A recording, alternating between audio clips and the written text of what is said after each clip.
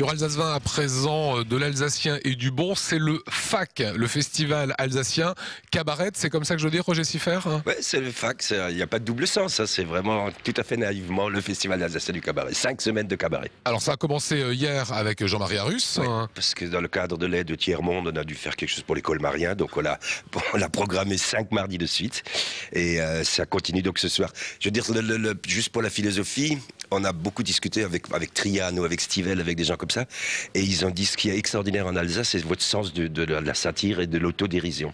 Et donc je me suis dit, c'est ça qu'il faut développer, c'est ça que les autres n'ont pas dans l'Hexagone, d'où un festival sur 5 semaines. Et comme il y a des troupes de cabaret dans toute l'Alsace, j'en ai ramassé un certain nombre qui vont donc défiler pendant 5 semaines. Ouais, c'est un bon mois et demi de rire ici à la Chouque. Ouais, et de rire différents, puisque ça va de Guebwiller à Saverne, en passant par Strasbourg, par Bardenheim, etc. Il y a 5 troupes, et chaque fois en première partie 5 chanteurs. Ça veut dire que tu as tous les accents alsaciens, toutes les sonorités alsaciennes? Et toutes les façons de traiter l'humour. Je veux dire, à Guebwiller, on ne traite pas l'humour comme on le traite à Saverne, par exemple. Alors ce soir, première pour toi, Ouais. exercice un peu particulier, c'est de l'impro.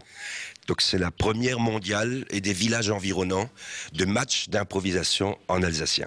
Avec l'aide de l'Olka, j'ai réussi à monter 2 équipes, les Edelsbeker et les Zapfetzeir, 6 comédiens de la Chouque, de la revue, et j'ai pu en avoir 4 autres de Lichtenberg, de Schiltigheim, de Bischheim, de Brumatz. Et donc on a monté ces 2 équipes de 5 avec des cours de Céline Daboukir qui, depuis le mois de novembre, nous fait travailler 3 heures par semaine sur toutes les disciplines de cette impro, et avec un arbitre, c'est le personnage principal, parce qu'il est tout à fait détestable, un arbitre professionnel qui travaille en Allemagne et en Suisse, et qui est d'autant plus détestable qu'il est moitié lorrain, moitié allemand, et qui va arbitrer en Hochdeutsch, donc il va sûrement se faire sortir. Mais c'est de l'improvisation en alsacien. C'est de l'improvisation d'alsacien. Il va rien comprendre, le pauvre gars. Si, il est de Lauterbourg, il comprend l'alsacien, il ne le parle pas aussi bien que nous, mais il parle impeccablement l'allemand du fait de son papa et du fait qu'il ait travaillé beaucoup dans la Sarre, donc il connaît toutes les règles et il connaît toutes les subtilités, il n'y a aucun souci. L'improvisation pour toi qui a 35 ans de métier, c'est facile d'improviser. C'est pas facile du tout parce qu'il y a des règles qui sont très strictes.